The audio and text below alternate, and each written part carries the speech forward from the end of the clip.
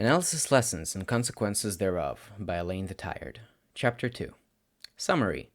Aizawa tries to get information out of his definitely not favorite problem child, with middling success. Notes. Hey guys, first of all, let me tell you I was completely amazed by the amount of positive attention this fic has gotten, so thank you all for support. It really gives me motivation to write. Second, I will be honest, this was supposed to be a self-indulgent shortish fic, but some of your comments gave me a lot of inspiration, and I realized this is fertile ground to write a lot of the tropes I like in this fandom, but don't get to see a lot. So I made a more or less solid outline, now with a little more Izu and Nezu, as well as some other stuff. I will update the tags at some point. And this might now turn out as one of my longest stories. Lastly, update schedule. I'm uploading another chapter now because I had most of it ready and had time to write over the weekend. Overall, though, with the amount of time I have during the week, I expect to update weekly on Saturdays. And that's all I wanted to say, so thank you guys and excuse my ramblings. Enjoy! Shota was the kind of person that didn't like delaying once he had decided to do something. And so it happened that the end of the day bell found him leaning in the doorway of Class 1A, watching as his kids packed their bags, chatting among themselves, and occasionally sending furtive, nervous glances his way. Midoriya, he called quietly to the brunette, who turned away from his animated conversation with Uraraka and Ida. A word. The kid swallowed visibly, but didn't argue. He waved off the concern of his friends, slung his bag over his shoulder, and hurried after his homeroom teacher, who was already walking down the corridor in the direction of his office. Even though the kid was walking behind him and out of sight, Shota could practically feel the anxiety radiating off the teen. He could also hear how a few times the boy took a deep breath as if to speak, but thought better of it every time. The tension grew as they finally reached the office and entered, Shota gesturing lazily at the chair in front of his desk, opposite his own, worn and comfy one. Midoriya sat down obediently, his school bag still held in a white-knuckled grip of one scarred hand. Shota just looked at him for a few moments, unblinking, but finally took pity on his nervous student. Relax, problem child, you're not in trouble. For now, at least, he added mentally. No need to make the boy any more apprehensive than he already was, and besides, it's not like he did anything bad, this time. Just stupid. He saw the kid relax a little. He was still tense and alert, but at least he didn't look like he would bolt at any moment. Then, if I may ask, Sensei, began the teen hesitantly, and Shota nodded slightly to encourage him. What is this about? I wanted to talk to you about the analysis exercise we did today, Shota announced simply, and waited. Let the kid make what he wanted out of that statement. He had found long ago that some of the most telling things about people in these situations was their reaction to silence.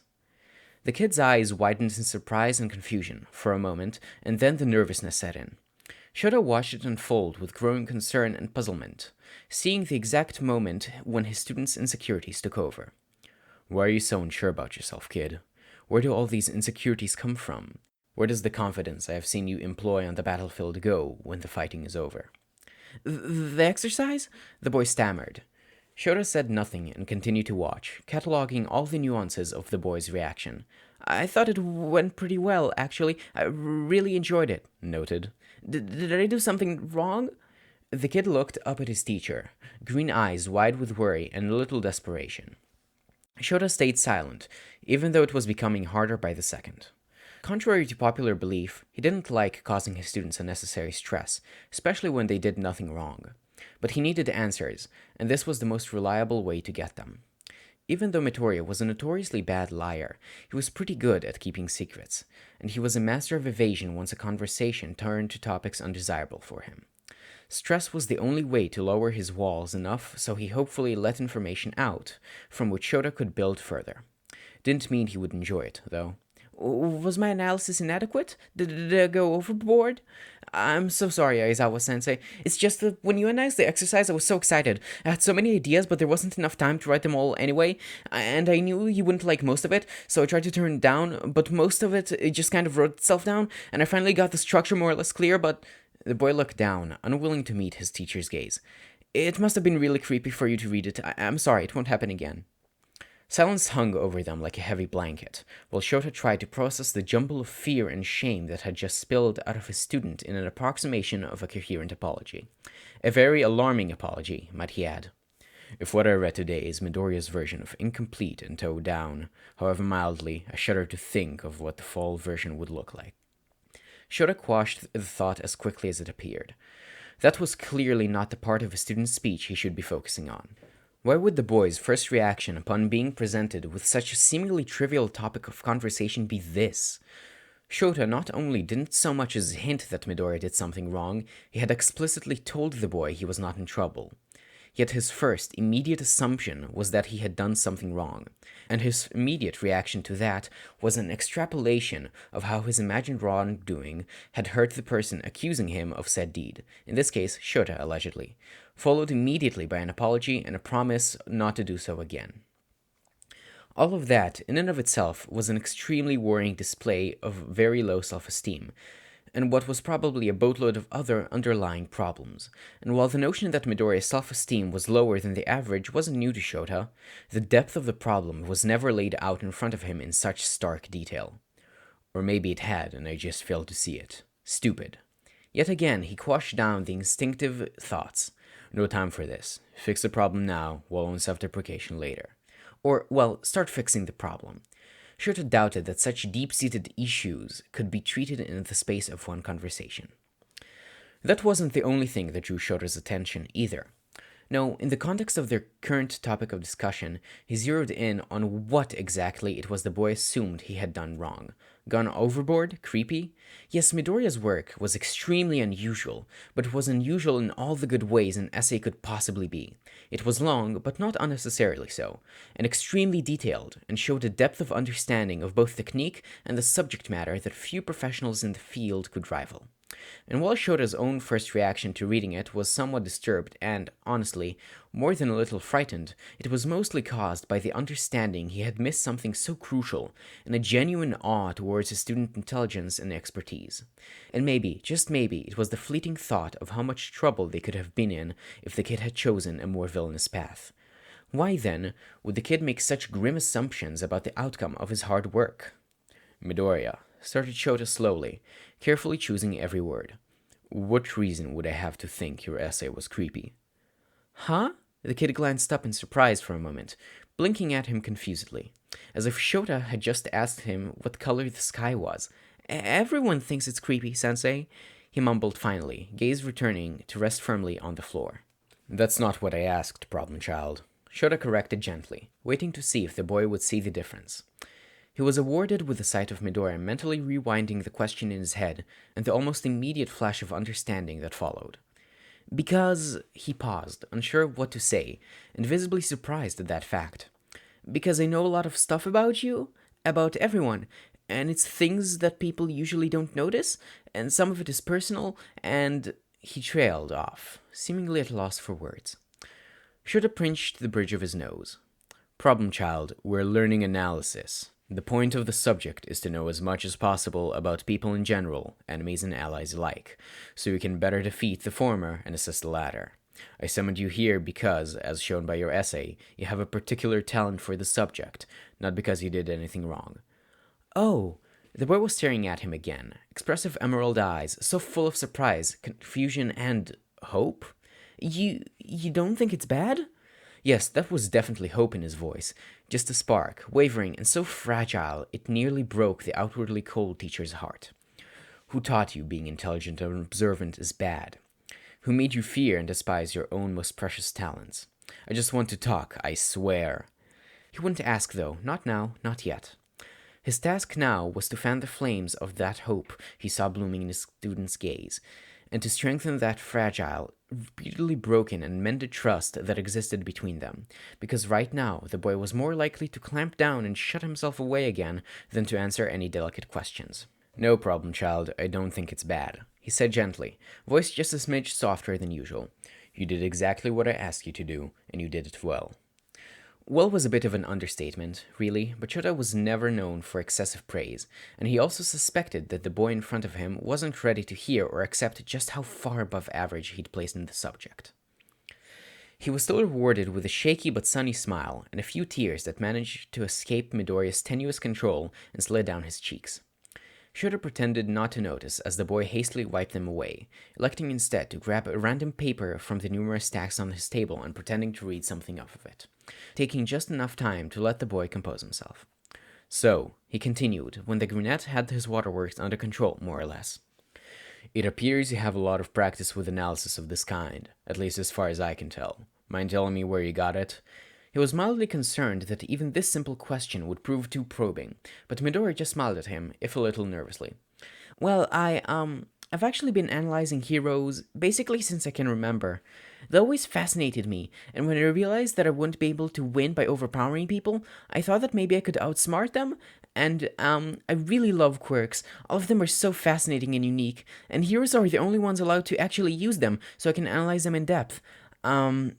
The boy trailed off, unsure of what else to say, peeking up at his teacher through his bangs, so hesitant and still afraid of being scolded or ridiculed. Shota stared at him unblinkingly. Well, that certainly explained the copious amounts of experience the kid had, if he had been doing analysis since forever, even without proper instruction, instead of reason that, wait. His thought process was interrupted by a sudden realization that hit him across the head with all the grace and gentleness of a speeding train. Midoriya, is this what you've been doing with those notebooks of yours all along? His voice had come out colder than he intended, and the boy shrunk a bit under his narrowed gaze, but answered nonetheless. Yeah? His voice wavered with fear of his teacher, and Shota made himself take a few deep breaths before he frightened the kid into silence. It was insanely annoying how something so obvious had slipped by him, unnoticed. Now that he thought about it, it was also obvious that Midoriya's close friends knew about this too, if the looks they were giving him in class today were any indication. And none of them thought to tell him. None of them had seemed to particularly encourage the boy in his intellectual endeavors either, not that he had seen, not outside of battle when their lives often depended on his quick thinking.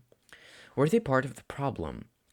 Did they make him feel like his special skills were something unseemly and undesirable, to be hidden away unless absolutely necessary?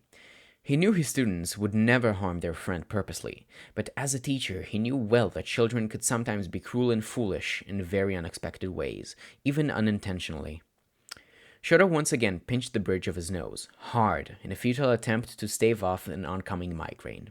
He allowed himself to indulge in a moment of silence before looking up at his student, noting the boy's, once again, escalating anxiety. Listen, problem child, I'm not mad at you. Like I said before, your analysis is remarkable, and I'm glad you have such a well-developed tool in your arsenal that does not require you to break yourself. However, I'm disappointed that you didn't think to inform me of your talent in this field sooner. As your teacher, it is my job to help you become the best version of yourself you could possibly be, and I cannot do that if you hide your potential from me. Are we clear? The boy nodded slowly, looking slightly dazed. His eyes were still wide with surprise, though at what Shota could not tell, and his cheeks were slightly flushed from the unexpected praise.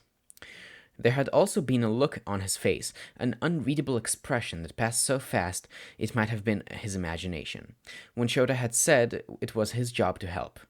Another red flag. Damn it, they were all over the place. Shota would need to look deeper into this kid's past, because what he had seen on his record so far wasn't enough to justify this. Later. He needed to conclude this meeting. He had already delayed the kid too long. It wasn't so much of a problem now that they lived in the dorms and didn't need to catch a train to get home, and yet. To better determine how we should proceed, I would like to see more of your analysis, and maybe consult with some other teachers. Would it be okay with you if I borrowed your notebooks for a few days?